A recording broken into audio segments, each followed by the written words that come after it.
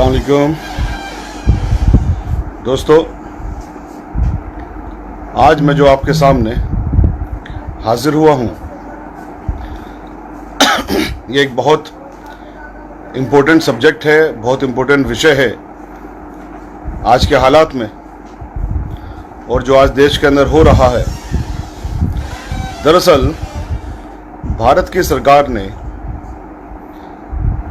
एक किसान बिल लागू किया है।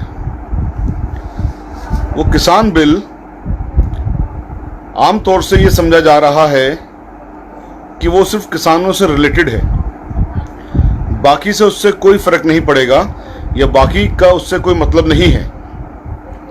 बड़े अफसोस की बात यह है कि जितने भी लोग इस किसान बिल की मुखालफत कर रहे हैं या किसान बिल के फेवर में बोल रहे हैं या अपनी राय दे रहे हैं, जो इसकी मेन चीजें हैं किसान बिल की, उनको जनता के सामने नहीं लेकर आ रहे, जनता की अदालत में नहीं लेके जा रहे हैं। ये किसान बिल आखिर ऐसा इसके अंदर क्या है कि पूरे देश का किसान सड़कों पर आ गया है? आखिर इस बिल के अंदर ऐसा क्या है कि इतना ज्यादा इसके ऊपर अप्रोर हो रहा है? और इतना इसमें आखिर क्या है कि माननीय प्रधानमंत्री मोदी जी ने कहा कि हम इस किसान बिल पर एक कदम भी पीछे नहीं हटेंगे। जब माननीय मोदी जी ने यह कहा कि हम किसान बिल पर एक कदम भी पीछे नहीं हटेंगे, तो हमें अमित शाह जी की याद आई जब उन्होंने सीए एनआरसी के खिलाफ कहा था कि हम एक कदम भी पीछे नहीं हटेंगे, जो कुछ करना है कर लीजिए। आप देश के प्रधानमंत्री हैं, पूरा देश आपसे तवक्को करता है और आपका कोई भी निर्णय देश के 130 या 135 करोड़ लोगों को प्रभावित करने वाला है। तो अगर आपसे यह तवक्को की जाती है, आपसे यह कहा जाता है कि इस किसान बिल के बारे में आप चर्चा तो कर लीजिए, इस किसान बिल के अंदर जो प्रावधान रखे हैं वो अच्छे प्रावधान है या बुरे प्रावधान है, आप उनके बारे में एक बार सोच तो लीजिए। तो माननीय प्रधानमंत्री जी उस पर तैयार नहीं है। दोस्तों, जो भी लोग देख रहे हैं, मैं उनसे रिक्वेस्ट करूंगा कि इसको जरा एक बार शेयर कर लें। आप शेयर करेंगे तो बात दूर तक जाएगी, और चूंकि ये बात एक ऐसा सब्जेक्ट है, अहम सब्जेक्ट है, पूरे मुल्क को प्रभावित करने वाला है, 130 और 135 करोड़ लोगों को प्रभावित करने वाला है, चाहे धर्म कोई सा भी हो, किसी का भी, जाति कोई सी भी हो, सबको प्रभावित करने वाला है। तो किसान बिल क्या है, मैं उसके बारे में ही बताऊंगा, और किसान बिल के क्या परिणाम या दुष्परिणाम होंगे, मैं उसके बारे में ही बताऊंगा। मैं आप सब लोगों से रिक्वेस्ट ये करता हूं कि इसको शेयर करते रहें। जितना आप लोग इसको शेयर करेंगे तो बात दूर तक जाएगी। और अगर मैं गलत कह रहा हूं तो आप मुझे बताइए कि मैं गलत कह रहा हूं। मैं चर्चा के लिए हर तरह से चर्चा के लिए तैयार हूं। ये जो किसान बिल बनाया है, इस किसान बिल को बनाने के लिए इसमें कोई शक की बात नहीं है कि पहले की सरकारों ने भी कोशिश की कि इस तरह के किसान बिल आए। आज ये किसान बिल आया है, तो इस पर आखिर इतना हंगामा क्यों हो रहा है? और इस किसान बिल के अंदर जो मेन चीज है, उस चीज के बारे में आखिर देश को क्यों नहीं बताया जा रहा है? ना तो सरकार बता रही है और ना जो विपक्षी पार्टियां वो बता रही हैं। जो किसान आंदोलन करने के लिए आ रहे हैं उनको भी शायद नहीं पता है, ना बताया जा रहा है। एक चीज बताई जा रही है कि साहब मंडी खत्म हो जाएगी, तो मंडी खत्म होने के पीछे कांग्रेस के अपने लॉजिक्स हैं कि साहब मंडी क्यों खत्म होंगी जिस पर इतना पैसा लगाया गया है। दूसरे लोगों की अपनी अलग लॉजिक है कि साहब मंडी खत्म होंगी इसलिए क्योंकि वो किसानों का शोषण करते हैं। तो अब मैं आ जाता हूं कि किसान बिल दरअसल है क्या। किसान बिल के जरिए सरकार एक ऐसा कानून लेकर आई है जिसमें किसानों की जो फसल होंगी, चाहे वो किसी भी चीज की फसल कर रहे हैं, उसमें बहुत सारी फसलों का जिक्र है, और जितनी फसलों का जिक्र है उसमें कोई फसल रह नहीं जाती है। किसानों से एग्रीमेंट करेंगी कंपनियां। वो कंपनियों में बड़ी कंपनियां भी हो सकती हैं, छोटी कंपनियां भी हो सकती हैं, और प्राइवेट इंडिविजुअल लोग भी हो सकते हैं, कोई भी हो सकते हैं। वो उनसे किसानों से एग्रीमेंट करेंगी और एग्रीमेंट में जो लिखा जाएगा वो बहुत खास बात है। एग्रीमेंट में लिखा जाएगा कि ये जो एग्रीमेंट हो रहा है किसान के साथ वो कितने वक्त के लिए हो रहा है, एक फसल के लिए हो रहा है या 1 साल के लिए हो रहा है, या मैक्सिमम पीरियड उसका 5 साल तक है, 5 साल के लिए हो रहा है, उसे 5 साल से ज्यादा के लिए भी किया जा सकता है। दूसरी बात इस किसान बिल के अंदर यह है कि जो भी कुछ किसान की फसल है, जो वो फसल बोने जा रहा है, मान लीजिए गेहूं की फसल है, गेहूं का जो रेट है जो सरकार ने आज दिया हुआ है, जिसको कहते हैं कि मिनिमम समर्थक मूल्य जो उनका होता है, कम से कम जो समर्थक मूल्य सरकार ने दिया है कि किसान का गेहूं 1600 से 1800 रुपए क्विंटल यानी 16 रुपए से 18 रुपए किलो तक खरीदा जाएगा। यह किसान का लिए समर्थन मूल्य है कि किसान ने जो अपनी फसल उगाई ताकि उसकी फसल के साथ में नुकसानात उसको ना हो जाएं, तो सरकार ने एक समर्थन मूल्य रखा कि इससे कम पे नहीं बिकेगा साहब आपका गेहूं। अब इस नए बिल के माध्यम से जो चीज लेके आई जा रही है वो चीज ये लेके आई जा रही है कि जो एग्रीमेंट करेंगी कंपनियां, यानी जो खरीदार होगा उसका, वो किसान से एग्रीमेंट करेंगी और वो एग्रीमेंट करेंगी उसमें एक मिनिमम प्राइस तय किया जाएगा। मिनिमम प्राइस, जैसे मैंने अभी गेहूं की मानने के लिए आपको मिसाल के लिए बताई कि गेहूं का प्राइस जो आज की डेट में है 16 से 18 रुपए किलो है जो किसान को मिलता है। तो जो किसान से तय करेंगी कंपनियां वो करेंगी मिनिमम। मिनिमम कितना होगा, यानी कि गेहूं जो सबसे कम रेट पे बिक सकता है, यानी कि जो सबसे खराब क्वालिटी का जो गेहूं है उसकी कीमत कम से कम मार्केट में क्या होगी। अब मान लो अच्छी क्वालिटी का गेहूं तो 16 से 18 रुपए किलो बिक रहा है, तो जो खराब क्वालिटी है उसकी कीमत 8 से या 10 रुपए किलो हुई। तो जो किसान से एग्रीमेंट करेंगी कंपनियां वो किस रेट पे करेंगी, मिनिमम पर, मिनिमम सेलिंग प्राइस, यानी कि जो घटिया क्वालिटी का अगर गेहूं है तो उस पर करेंगी वो, यानी कि 16 से 18 रुपए किलो पे आपका एग्रीमेंट नहीं होने जा रहा है, आपका एग्रीमेंट होगा 8 रुपए या 10 रुपए किलो पर। अब ये जो बीच का गैप है 8 से 10 रुपए का या 16 से 18 रुपए का, ये 10-12 रुपए का जो गैप है, ये गैप किसान को कब मिलेगा, उसमें एक दूसरा प्रोविजन होगा एग्रीमेंट के अंदर, ये कानून के अंदर लिखी हुई सारी बातें हैं कि आपका गेहूं अगर उत्तम क्वालिटी का है, आपके गेहूं का ग्रेड अगर अच्छा है, आपका गेहूं की क्वालिटी बहुत अच्छी है, तो आपको फिर उसका ऊंचा प्राइस मिलेगा। ऊंचा प्राइस कितना होगा, ऊंचा प्राइस तो जो उसका गवर्नमेंट का रेट है 16 से 18 रुपए किलो उतना मिलेगा। यानी कि आपका गेहूं अगर बहुत अच्छी क्वालिटी का है और बहुत अच्छी क्वालिटी बहुत अच्छे ग्रेड का है तो आपको उसका रेट मिलेगा 16 से 18 रुपए किलो जो आज गवर्नमेंट दे रही है, चाहे किसी भी तरह का गेहूं है। तो आपने यहां पे क्या कर दिया कि आपने जो एग्रीमेंट किया वो बेकार क्वालिटी के गेहूं का किया, और जब गेहूं मार्केट में आया, जब गेहूं तैयार हो गया खेत के अंदर, तो फिर यह देखा जाएगा कि उसकी क्वांटिटी, उसकी क्वालिटी कैसी है, उसका ग्रेड क्या है, उसका स्टैंडर्ड क्या है। 3 अल्फाज लिखे हैं कानून के अंदर, क्वालिटी, ग्रेड और स्टैंडर्ड। इसलिए मैं इन तीनों का नाम ले रहा हूं, तीनों जो देखने में लगते हैं एक सी बात है। अब ये इसकी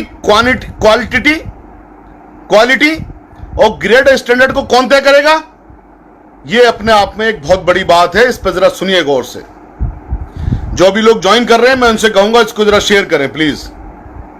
पूरे देश का मामला है, सिर्फ किसानों का नहीं, पूरे देश का मामला है। और किसान जो हमें रात दिन मेहनत करके हमारे पास में अन्न दे रहे हैं, ये उनसे जुड़ा हुआ मामला है। जो किसान लाखों लोग खेती ये अपनी खुदकशी करते हैं, ये उनका मामला है। आपका एक शेयर शायद सरकार को नींद से जगाने का काम करे, आपका एक शेयर शायद सच लोगों तक पहुंचाने का काम करे। तो ये क्वालिटी यानी उत्तम क्वालिटी, ग्रेड और स्टैंडर्ड कौन तय करेगा, ये करेंगे वो लोग जिनको सरकार इस काम के लिए नियुक्त करेगी। यानी कि सरकार कुछ लोगों को इस काम के लिए नियुक्त करेगी कि आपका काम ये होगा, आप क्वालिटी, ग्रेड और स्टैंडर्ड देखिए। इस बात की उनको ट्रेनिंग भी दी जाएगी। तो अब देखिए, किसान ने गेहूं पैदा किया या कोई भी और फसल पैदा की, उसकी क्वालिटी क्या है, ग्रेड क्या है, स्टैंडर्ड क्या है, उसको कौन लोग तय करेंगे? कुछ लोग, वो कुछ लोग जिनको सरकार तय करेगी। और ये बात एक ओपन फैक्ट है कि जिसके हाथ में आप सर्टिफिकेट देने की ताकत रख दो, उनसे फिर सर्टिफिकेट खरीदे जाते हैं। और सर्टिफिकेट कौन खरीदेगा उनसे? जिसके पास ज्यादा पैसा होगा। तो पैसा ज्यादा किसान के पास होगा या पैसा ज्यादा उन कंपनियों के पास होगा जो किसान का माल खरीद रही हैं? तो जो कंपनियां माल खरीद रही हैं उनके पास पैसा ज्यादा होगा, वो उन लोगों को खरीदने का काम करेंगी, यानी करप्शन का पूरी तरह बोलवाला होगा। अब सोचिए, कुछ लोगों के हाथ में आपने पावर दे दी कि वो तय करेंगे कि इसकी क्वालिटी क्या है, स्टैंडर्ड क्या है, ग्रेड क्या है। तो वो लोग अपने जो सर्टिफिकेट देंगे, कुछ लोग ईमानदार होंगे जरूर, लेकिन जो अक्सरियत होगी, जो ज्यादा लोग होंगे, बेईमान होंगे। वो पैसे लेकर के सर्टिफिकेट देंगे और पैसे उन्हें ज्यादा जो देगा वो उसके फेवर में सर्टिफिकेट देंगे। हम चूंकि वकील, हम देखते हैं कि किस तरह से सारी चीजें मुहैया कराई जाती हैं, किस तरह से सर्टिफिकेट अवेलेबल कराए जाते हैं। तो यहां पर जिस आदमी ने गेहूं खरीदा, जिस कंपनी ने गेहूं खरीदा, चूंकि वो बहुत पैसे वाला है, अब क्योंकि यहां पर 10 रुपए या 12 रुपए का फर्क है रेट में, उसने सर्टिफिकेट देने वाले की जेब में 5 रुपए डाले कि आप इसे बेकार क्वालिटी का लिख दीजिए। उसने बेकार क्वालिटी का लिख दिया तो आपका गेहूं चाहे या आपकी फसल चाहे A1 क्वालिटी की है, वो बेकार क्वालिटी की मानी जाएगी। 5 रुपए उसकी जेब में चले गए सर्टिफिकेट वाले की, और 10 रुपए का फायदा या 8 रुपए का फायदा उस कंपनी को हो गया। एक ये बहुत बड़ी बात है। इसका दूसरा और एक और बहुत खतरनाक पहलू है, इसमें जो एग्रीमेंट होगा, एग्रीमेंट में एक मीडिएटर भी होगा, यानी बिचौलिया, जिसको एग्रीवेटर का नाम दिया गया है। उस एग्रीवेटर का क्या काम होगा वो एग्रीमेंट में ही लिखा जाएगा। वो एग्रीवेटर का काम होगा किसान की खेती के लिए खाद या जिन चीजों से खेती पैदा होती है, पैदावार होती है, पैदा होती है खेती के अंदर, उन चीजों में जो सप्लीमेंट इस्तेमाल होती हैं, यूरिया हो गया, खाद हो गया, और बहुत सारी चीजें होती हैं, वो ला करके देगा। अब चूंकि वो एग्रीमेंट में लिखा हुआ है, उसका प्राइस ही वो तय करेगा, जो मीडिएटर है, जो बिचौलिया है। और उसने प्राइस तो लिया A1 क्वालिटी का, खाद लाके दिया बेकार क्वालिटी का। किसान के पास कोई उसमें बचाव का रास्ता नहीं है कि क्या करेगा क्या नहीं करेगा, वो तो एग्रीमेंट में लिख गया है। तो ये अपने आप में एक बहुत खराब बात है, गलत बात है कि वो माल तो आपसे पैसा तो लेगा A1 क्वालिटी का, लेकिन वो किस तरह की क्वालिटी का आपको लाके माल देगा, और आपके पास में इसको रोकने का कोई भी जरिया नहीं है, कोई भी आपके पास में पावर नहीं है। तीसरी इसकी जो और सबसे खतरनाक बात है, जो मैंने कहा कि क्या ये किसान बिल सिर्फ किसानों के लिए है या इससे पूरे देश में फर्क पड़ने वाला है। इस किसान के जो बिल बनाया गया है, कानून बनाया गया है, उसमें एक दफा 11 है, एक दफा 11 है। उसमें लिखा हुआ है कि इस किसान बिल की जब ये लागू हो जाएगा तो जो एसेंशियल कमोडिटीज एक्ट है हमारा, उसकी एप्लीकेबिलिटी नहीं रहेगी। एसेंशियल कमोडिटीज एक्ट की एप्लीकेबिलिटी नहीं रहेगी। और ये क्या है, जरा आप सोचिए इस बात को। एसेंशियल कमोडिटीज एक्ट क्या है? पुराने जमाने में आपने देखा होगा कि पूरे देश का गल्ला या पूरे देश का अनाज या पूरे देश की खेती की जो भी पैदावार है, कुछ लोग इकट्ठा कर लिया करते थे।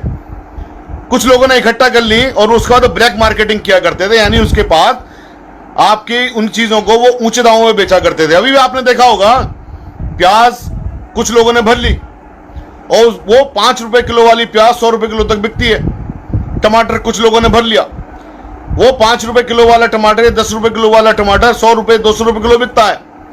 तो ये आज की डेट में तो गैर कानूनी है। सरकार उन पर छापे मारती है, जमाखोरों के ऊपर सरकार वहां से उनके माल पकड़ती है, जब्त करती है, तो उनके ऊपर एक अंकुश लगा हुआ है। लेकिन इस कानून के जरिए एसेंशियल कमोडिटीज एक्ट की एप्लीकेबिलिटी को खत्म कर दिया। जब इसकी एप्लीकेबिलिटी खत्म हो गई तो फिर कोई भी आदमी जो इन फसलों को खरीद रहा है या कंपनी, वो कितना भी माल जमा कर ले, अब जिसके पास ज्यादा पैसा है वो ज्यादा माल जमा करेगी। अब सपोज कर लिया अंबानी या रिलायंस इसके अंदर उतर गया, या और 2-4 बड़ी बड़ी कंपनियां इसके अंदर उतर गई, उन्होंने पूरे देश का गल्ला खरीद लिया। अब चूंकि एसेंशियल कमोडिटीज एक्ट तो लागू नहीं है। अब मैंने फिर मिसाल के लिए मैं गेहूं पर आ रहा हूं, गेहूं का रेट 16 से 18 रुपए किलो, लेकिन पूरे देश का गेहूं एक आदमी ने, 2 आदमी ने, 3 आदमी ने खरीद लिया। वो तो नहीं बेच रहा 20 रुपए किलो में भी, वो तो नहीं बेच रहा 50 रुपए किलो में भी, वो तो नहीं बेच रहा 100 रुपए किलो में भी। फिर क्या होगा? क्या पूरा देश भूख से मरेगा? नहीं मरेगा।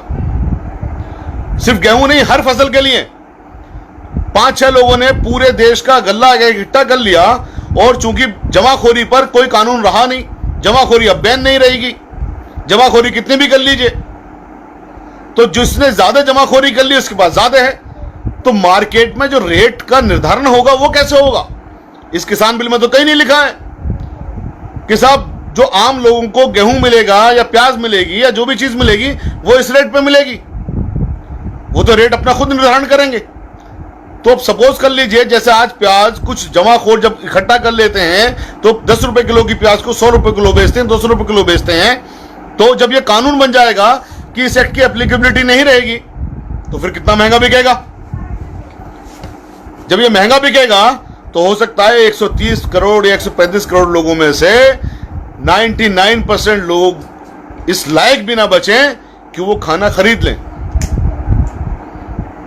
एक और इसके अंदर बहुत खतरनाक बात है, वो ये है कि अब जो एग्रीमेंट हुआ है किसान का और कंपनी का, वो एग्रीमेंट कभी भी खत्म किया जा सकता है। दोनों पार्टी अपनी आपस में रजामंदी के साथ या किसी विशेष कारण की वजह से उसे खत्म कर सकते हैं। अब सपोज कर लीजिए किसी किसान का बहुत ज्यादा अच्छा पैसा माल पैदा हुआ और वहां पर कंपनी ने कहा कि साहब हम आपका एग्रीमेंट खत्म कर रहे हैं। मंडियां तो बंद हो गई, मंडी में तो किसान बेच नहीं सकता। उसके लिए एक यार्ड बनाया गया है इस कानून के तहत, उसमें इलेक्ट्रॉनिक बोली लगेगी, वहां तो आप माल बेच नहीं सकते। तो फिर यही लोग, बड़ी बड़ी कंपनियां पीछे से एग्रीमेंट खत्म करके वो 10 रुपए किलो भी नहीं लेंगी। 10 रुपए किलो का जो उनका एग्रीमेंट बनाता है, 8 रुपए किलो का जो एग्रीमेंट बनाता मिनिमम सेलिंग प्राइस का, वो उससे भी कम रेट में आपका उस माल को लेंगी।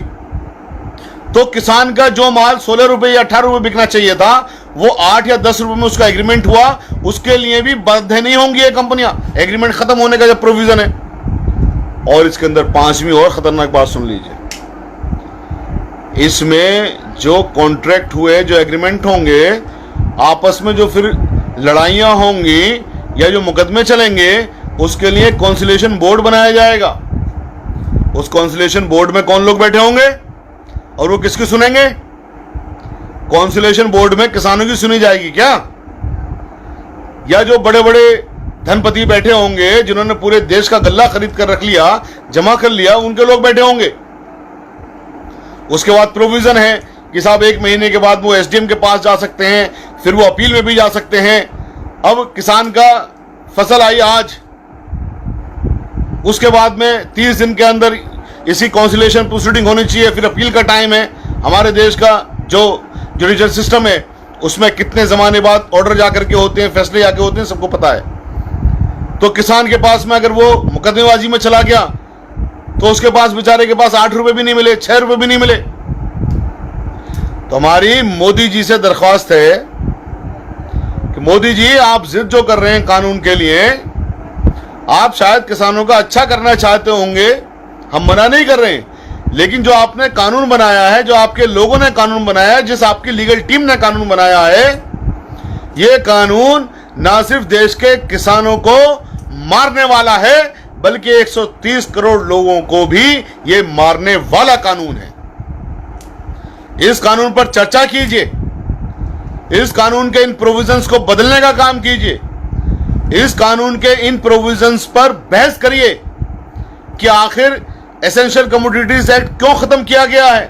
अगर 5 आदमी पूरे देश का अनाज या पूरे देश का गल्ला उठा लेंगे, पूरे देश की फसल खरीद लेंगे, तो वो अपने आप से फिर प्राइस का निर्धारण करेंगे, कीमत का निर्धारण करेंगे। ऐसा नहीं होना चाहिए। जो लोग हैं, जो देश के लोग हैं, उन लोगों को खाना मिलना चाहिए। फिर ये आखिर क्यों इसकी एक्ट की एप्लीकेबिलिटी खत्म की गई है, इसको निर्धारण कीजिए। बिचौलिया क्यों डाला गया है इसके अंदर? आप तो बिचौलिया सिस्टम खत्म कर रहे हैं ना, आप तो मंडी खत्म कर रहे हैं। आप मंडी खत्म करके और जो बहुत सारी चीजें वो खत्म कर रहे हैं, फिर आप एग्रीमेंट के अंदर ही बिचौलिया क्यों डाल रहे हैं? आप ये जो कह रहे हैं कि साहब ये माल की क्वालिटी क्या होगी, ग्रेड क्या होगा, ये कुछ लोग इसको तय करेंगे। क्यों करेंगे साहब वो तय? कोई साइंटिफिक उसका मेजर होना चाहिए ना। वो साइंटिफिक मेजर क्या है?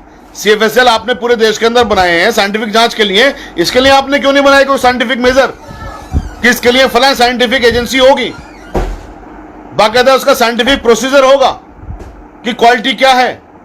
आपने कुछ लोगों के हाथ में अख्तियार दे देंगे तो वो तो अपनी जेबें भरेंगे फिर। तो ये इतना इससे करप्शन होने की भी उम्मीद है, तमाम चीजें इससे सारी चीजें हैं। मैं आखिर में फिर कह रहा हूं और मैं माननीय प्रधानमंत्री जी से गुजारिश करता हूं कि इस एक्ट को बदलने का काम करें।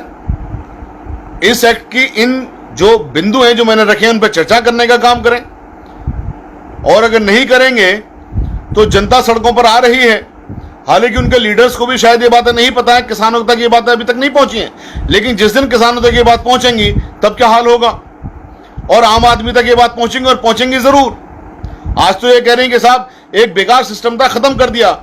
हम उस चीज पर नहीं जा रहे हैं कि सिस्टम बेकार था, सिस्टम अच्छा था। हम आपकी नीयत में भी शक नहीं कर रहे हैं, आप अच्छा कर रहे होंगे शायद, लेकिन ये हो बहुत बुरा रहा है। तो अगर आपकी नीयत अच्छी है, आप अच्छा करने के लिए कर रहे हैं, तो इन चीजों को देखिए, और अगर आपकी नीयत बुरी है तो फिर पब्लिक आपको सबक सिखाने का काम करेगी अगले इलेक्शन में, चाहे उनका फिर मजहब कोई भी हो, क्योंकि मजहब की चाशनी ज्यादा दिन तक नहीं पिला सकते। तो हम आज इस लाइव के माध्यम से सरकार से गुजारिश करते हैं कि इन बिंदुओं पर बहस करें। हम भी बहस करने के लिए तैयार हैं, इस कानून के अंदर बदलाव करें। हम भी इस कानून के अंदर तमाम अपने इनपुट देने के लिए तैयार हैं, और मुफ्त में हम बिल्कुल इस सर्विस को देश हित में देने के लिए तैयार हैं। और अगर आप नहीं करेंगे तो सड़कों पे जो लोग आंदोलन कर रहे हैं वो कर रहे हैं, हम ऑनरेबल सुप्रीम कोर्ट इसमें जाएंगे, इस कानून के खिलाफ जाएंगे। हम लाइव के माध्यम से कह रहे हैं कि हम ऑनरेबल सुप्रीम कोर्ट में इस कानून के खिलाफ जाएंगे। ये हमारा अधिकार है, फंडामेंटल राइट है ऑनरेबल सुप्रीम कोर्ट में जाना। ये हमारा अधिकार है कि हम इस बिल के अंदर जो कमियां हैं आवाम को बताएं, इस बिल के अंदर जो कमियां आपके संज्ञान में लेकर आए, इस बिल के अंदर जो कमियां हम किसानों को बताएं। हमने अपना वो फर्ज पूरा किया है, ये हमारी ड्यूटी ही बनती है, फंडामेंटल ड्यूटी है। इसलिए आपसे आखिर में हम ये गुजारिश कर रहे हैं कि इसको बदलने का काम करें, और हम आवाम से भी ये गुजारिश करते हैं कि आप इन बिंदुओं पर जरा सोचें, इन बिंदुओं को उठाएं, और इन बिंदुओं में अगर मैं कोई भी गलत बात कह रहा हूं तो मैं बहस करने के लिए तैयार हूं। जहां भी आप कहें, जिस फोरम पे भी आप कहें, उस फोरम पे बहस करने के लिए तैयार हूं। ऑनरेबल सुप्रीम कोर्ट का रास्ता भी खटखटाएं, और सड़कों पे आंदोलन करने का भी आप कहा कि आप उसको भी अपने पीछे ना हो जाएं। बहुत बहुत शुक्रिया। जय हिंद, जय भारत, जय जवान, जय किसान। अस्सलाम वालेकुम।